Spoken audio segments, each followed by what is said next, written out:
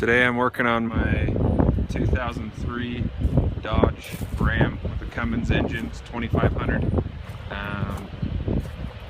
One of the things I'm working on today is replacing the transmission cooler lines, because it's pretty common. There's a rub spot right here towards the back, right there where they rub, and then I'll show you. I've already replaced the line. I was a little bit late on making the video, but right there where these two lines cross over, right there, they actually rub and it causes a leak on your lower line, and that lower line runs all the way back to the just above the oil pan on the transmission, and then runs all the way up here to your transmission oil cooler. And the first step to do this, sorry I'm a little bit late, I should have done it while I was taking it all apart, but first step is to remove your intercooler or your air to air right there, and that's pretty simple. It's just two bolts, one there, and then there's four bolts that hold this on, one on each corner. Sorry, I'm making you a little sick here. So there's the four bolts on the front of that the condenser bolts to. And first step to doing this is get one of these tools that helps remove the quick disconnects off of those oil cooler lines, and you put it in there like that.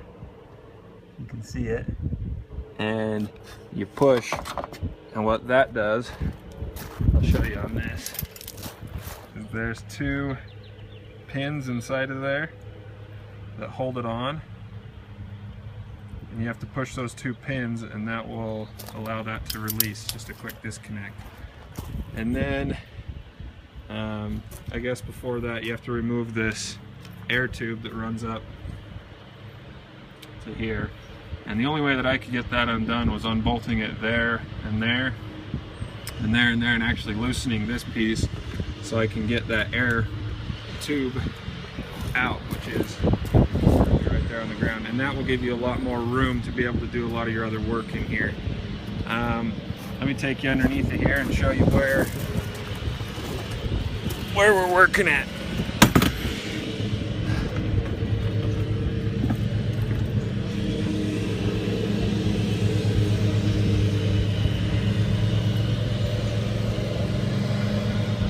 Now this line right here is the one that had a hole in it all the way up there in the very front, and so it's kind of a pain in the butt to have to get that piece out.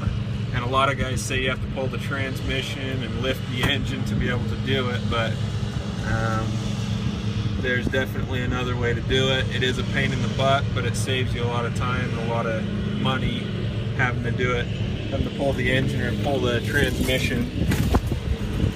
The easiest way that I found is remove your wheel well, or your inner fender here, and that's pretty simple. I mean, it's just 1, 2, 3, 4, 5, 6, 7 or 8 screws that you can just access right here from the wheel well.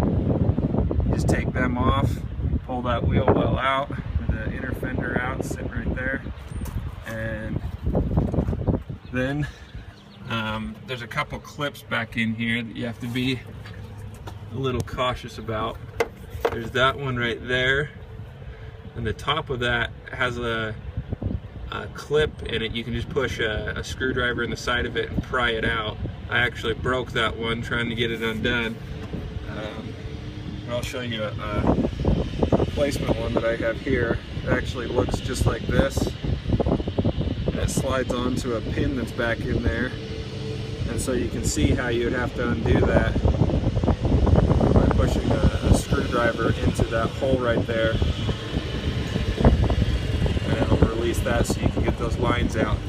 The other ones that are holding these two lines together look a lot like this, and they're kind of complicated to get to when they're in there, but they're actually pretty dang simple.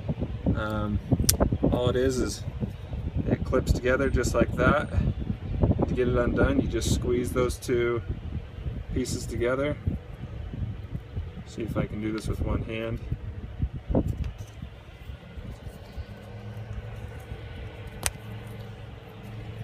comes apart.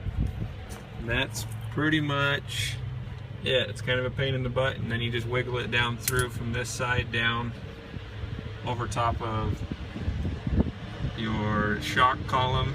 And another thing that I did to help with this was disconnect the steering column here and down at the steering box. Just made the job a lot easier, so I can slide it in from the side. You'll have to kind of keep an eye on how your wires and everything run, which wire goes on top of the oil line, which one goes on the bottom of the oil line, which wires go on the top and which ones go on the bottom, just so you can snake it back in there the same way that you got it back out. And that's just about it. I actually ended up taking both of the lines out and found them in a junkyard here in Idaho for about 30 bucks, so it's pretty cheap to replace the lines. So if you have any questions or comments, sorry it's not a real step-by-step video, but it was a lot better than having to pull the engine, and I made the job work this way. Thanks for watching.